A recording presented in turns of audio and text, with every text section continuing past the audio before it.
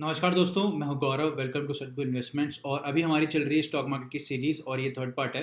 मैंने आपको पहले पार्ट में आपको बताया कि स्टॉक मार्केट होता क्या है और स्टॉक मार्केट की ज़रूरत क्या है। दूसरे पार्ट में मैंने बताया आपको कि इंडियन स्टॉक मार्केट में क्या क्या चीज़ें होती है, क्या क्या अथॉरिटीज़, क्या क्या एंटिटीज़ होती हैं, ये मैंने आपको बताया। चलिए इस वीडियो में आज बात करते हैं कि एग्जैक्टली ट्रेडिंग मतलब जो स्टॉक मार्केट में हम आते हैं, मतलब क्या बेचते हैं, क्या खरीदते हैं, वो क्या क्या चीज़ें हैं। क्या वो सिर्फ स्टॉक है, कुछ और भी है, कुछ और फाइनेंशियल इंस्ट्रूमेंट भी अवेलेबल है हमारे पास, किसी और पे भी ट्रेडिंग होती है, तो वो आज पर डिस्कस करते हैं। ठीक है, तो चलिए सबसे पहले है स्टॉक्स। ठीक है, स्टॉक्स बेसिकली आपका बहुत सिंपल है, किसी भी कंपनी का एक हिस्सेदारी है जिसको आप करते हो। मैं आपको जीरो दो पे दिखा देता हूँ। ठीक है, फॉर एग्जाम्पल आपको एसबीआई का स्टॉक खरीदना है, तो आप क्या करोगे, जीरो दो पे जाओगे, अंदर आपका ब्रोकर है, वहाँ पे जाके लिखोगे एस बी आई। ठीक है, एस बी आई बैंक। तो एस बी आई बैंक लिखते ही यहाँ पे देखो, यहाँ पे राइट साइड में आपको दिख रहा होगा छोटा सा स्टेट बैंक ऑफ इंडिया दिख रहा होगा, और इसका एक कोड होता है, स्टॉक का एक नाम होता है, इसमें एस बी आई का नाम है एस बी आई एन। ठीक है, इसको आप ऐड कर लो, ये आपका स्टॉक ऐड हो गया। अब इस स्टॉक में आप खरीद बेच सकते हो।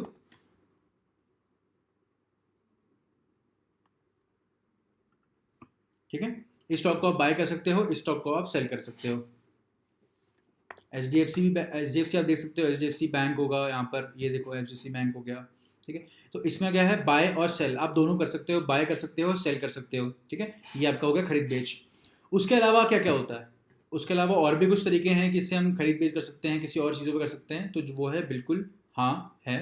ठीक है, इसको हम बोलते हैं डेरिवेटिव्स। डेरिवेटिव्स क्या होता है, डेरिवेटिव्स आपको अगर इंग्लिश में बताऊं तो इसका सिंपल मीनिंग बताऊं, डेरिवेटिव मतलब वो किसी और चीज़ से मतलब निकाल रहा है। ठीक है, वो डिराइव हो रहा है किसी चीज़ से। ठीक है, किसी फॉर एग्जांपल अगर आप आम है, आम मैंगो है, और मैंगो से आप मैंगो शेक बनाते हो, तो मैंगो शेक आपका डेरिवेटिव हो गया मैंगो का। अगर मैंगो आपका एक स्टॉक है, तो स्टॉक का डेरिवेटिव क्या हो गया, मैंगो शेक हो गया। ठीक है, बहुत सिंपल सा एग्जाम्पल था। ऐसे ही फाइनेंशियल इंस्ट्रूमेंट्स होते हैं, डेरिवेटिव्स होते हैं कुछ। यहाँ पे डेरिवेटिव्स होते हैं फ्यूचर्स एंड ऑप्शंस। ठीक है, यहाँ नहीं सिर्फ इंडिया में, पूरे स्टॉक मार्केट में, पूरी दुनिया में, पूरे अर्थ में यहाँ पर फ्यूचर्स एंड ऑप्शंस होते हैं। ठीक है, अब फ्यूचर्स एंड ऑप्शन क्या होते हैं मैं आपको क्विकली समझाने की कोशिश करता हूँ, बहुत सिंपल में समझाने की कोशिश करता हूँ, इसको डिटेल में हम बाद में पढ़ेंगे। ठीक है, फ्यूचर्स क्या होता है, फ्यूचर्स आपका एक कॉन्ट्रैक्ट होता है जो कि फ्यूचर की वैल्यू के ऊपर काम करता है। ठीक है, फॉर एग्जाम्पल मैं एक फार्मर के पास गया और मैंने बोला कि भाई एक बार बता, 10 किलो 1 किलो आलू का प्राइस क्या होगा। उसने लेट सपोज बोला कि भाई 100 रुपये। ठीक है, अब मुझे उस आलू से मतलब नहीं है, मुझे प्रॉफिट मतलब है अपने प्रॉफिट से। तो मैं फार्मर को बोलूँगा कि भाई देख, मैं तेरे से एक कॉन्ट्रैक्ट साइन कराता हूँ। ठीक है, मैं तेरे को बोल रहा हूँ कि तेरे 100 जो 1 किलो आलू है, इसका प्राइस अभी तू 100 बोल रहा है, वो 6 महीने बाद 150 हो जाएगा। ठीक है, इसका कॉन्ट्रैक्ट लिखा के ले ले, और एक कॉन्ट्रैक्ट के ऊपर हम बाइंग सेलिंग कर सकते हैं कि कि तू खरीद ले, कि हाँ हो जाएगा, तू बेच ले कि नहीं होगा। ठीक है, तो मैं क्या कर रहा हूँ, मैं आलू की 1 महीने की बाद की प्राइस पे एक बाइंग कर रहा हूँ, उस कॉन्ट्रैक्ट पे बाइंग कर रहा हूँ कि भाई हाँ ये एक 100 रुपये से 150 रुपये हो जाएगा 1 किलो आलू, ये फ्यूचर वैल्यू है। तो ठीक है, इस कॉन्ट्रैक्ट को हम बोलते हैं फ्यूचर कॉन्ट्रैक्ट। ठीक है, इसको कैसे रिप्रेजेंट किया जाता है, आप जीरो पे देखो, अगर मान लो कि H D F C bank है, H D F C bank का अगर मैं एफ यू टी, फ्यूचर को बोलते हैं एफ यू टी, और फ्यूचर इंडियन स्टॉक मार्केट में, पूरे स्टॉक मार्केट में हर अगले 3 महीने के अवेलेबल होते हैं। ठीक है, अगले 3 महीने का फ्यूचर मतलब क्या है, H D F C bank की स्टॉक की वैल्यू लेट सपोज चल रही है 100 रुपये। ठीक है, लेट सपोज चल रही है 100 रुपये। जून फ्यूचर में होगा कि जून के एंड पे उसकी वैल्यू कितनी हो जाएगी, वो जून फ्यूचर बताएगा, जून फ्यूचर का कॉन्ट्रैक्ट बताएगा।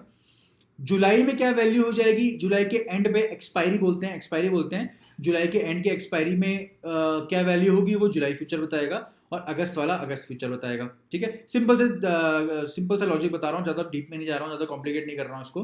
ठीक है, अब ये याद रखना कि जब भी एक्सपायरी होती है फ्यूचर की, वो हर महीने के लास्ट थर्सडे पे होती है। ठीक है, महीने की एक्सपायरी लास्ट थर्सडे पे होती है। वीकली एक्सपायरी ऑप्शंस में होती है, मैं आपको ऑप्शंस को बताता हूँ। ठीक है, तो ये हो गया आपका फ्यूचर में आप ट्रेडिंग कर सकते हो। ठीक है, उसके बाद है ऑप्शंस।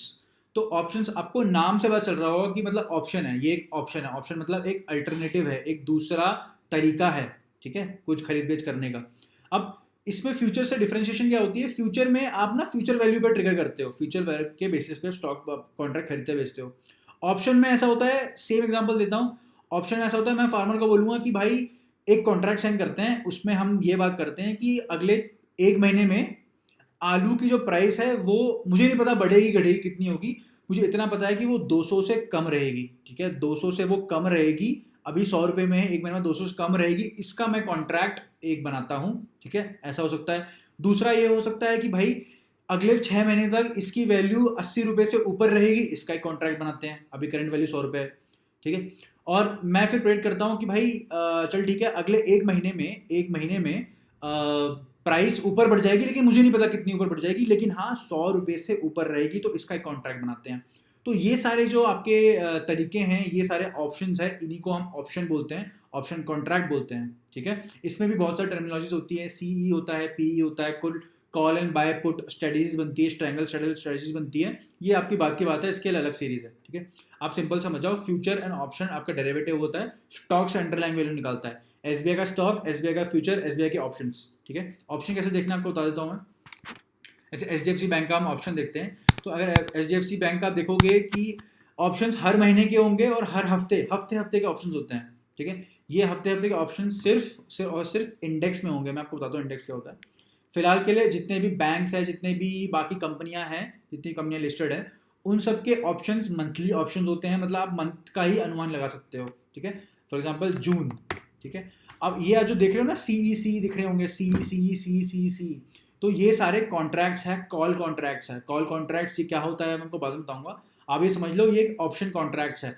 1040 मतलब, अगर 1040 मतलब इस प्राइस पे कॉन्ट्रैक्ट है, इस प्राइस पे कॉन्ट्रैक्ट है, इस पे दो कॉन्ट्रैक्ट हो सकते हैं। 1040 प्राइस पे दो ऑप्शन कॉन्ट्रैक्ट एग्जिस्ट कर सकते हैं, एक सी एग्जिस्ट कर सकता है और पी एग्जिस्ट करता है, इन दोनों में बाइंग सेलिंग हो सकती है। इसका मैं जस्ट एक सिंपल सा एग्जांपल देता हूँ कि लेट्स सपोज एचडीएफसी बैंक का प्राइस चल रहा है 1000 रुपये, ठीक है। तो ये जो कॉन्ट्रैक्ट है 1040 मतलब 1040 रुपये जो कॉन्ट्रैक्ट है, इस पे हम ऐसे खरीद सकते हैं कि भाई ये अगले एक महीने में इससे ऊपर चले जाएगा या फिर एक महीने में इसके नीचे रहेगा, ठीक है। ये ऑप्शन कॉन्ट्रैक्ट हो गया, ठीक है। तो आपको मैंने बता दिया स्टॉक, डेरिवेटिव और option and contract, futures and options.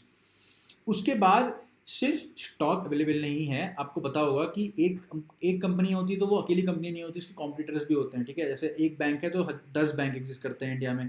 एक अगर हमारी क्या नाम है, ऑयल की कंपनी है तो एक नहीं 5 कंपनियां हैं। ऐसी हर एक मार्केट सेक्टर में, चाहे वो एफएमसीजी हो, चाहे हमारा खाने के प्रोडक्ट्स हो, या फार्मिंग हो, या फिर टेक्नोलॉजी हो, अलग अलग कंपनी एग्जिस्ट करती हैं, ठीक है।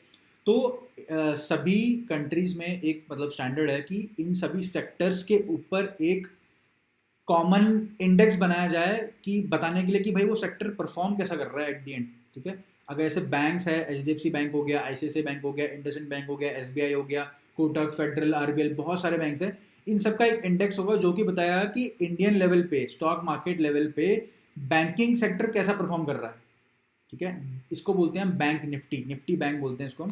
यहाँ पे आप देख सकते हो निफ्टी बैंक, ठीक है। तो निफ्टी बैंक के ऊपर भी ट्रेडिंग होती है इंडिया में, सिर्फ निफ्टी क्या हो गया, निफ्टी हो गया आपका इंडिया के सारे टॉप कंपनीज को मिला के निफ्टी बनता है, पूरे इंडियन इकोनॉमिक लेवल को बताता है निफ्टी और सेंसेक्स, ठीक है, सेंसेक्स और निफ्टी बताता है। अब उसके अलावा निफ्टी बैंक पे भी ट्रेडिंग होती है, निफ्टी बैंक और निफ्टी पे ट्रेडिंग होती है, और नया इंस्ट्रूमेंट अभी आया है निफ्टी फाइनेंशियल सर्विसेज, ये 3 इंडेक्स पे ट्रेडिंग होती है। इनके चार्ट पे trading as in Nifty bank पे ट्रेडिंग नहीं होती है, इनके डेरिवेटिव्स होते हैं, मतलब इनके निफ्टी बैंक के फ्यूचर्स होते हैं, निफ्टी बैंक के ऑप्शंस होते हैं, निफ्टी के फ्यूचर्स होते हैं, निफ्टी के ऑप्शंस होते हैं। फॉर एग्जांपल स्क्रीन में देख सकते हो आप, निफ्टी बैंक है ऊपर, ठीक है, इसके नीचे क्या है, 3 इसके ये है बैंक निफ्टी के फ्यूचर्स। बैंक निफ्टी कहाँ जाएगा, हमारा बैंक सेक्टर जुलाई में कहाँ जाएगा, जून में कहाँ जाएगा, अगस्त में कहाँ जाएगा, उसके कॉन्ट्रैक्ट्स हैं, ठीक है, फ्यूचर्स।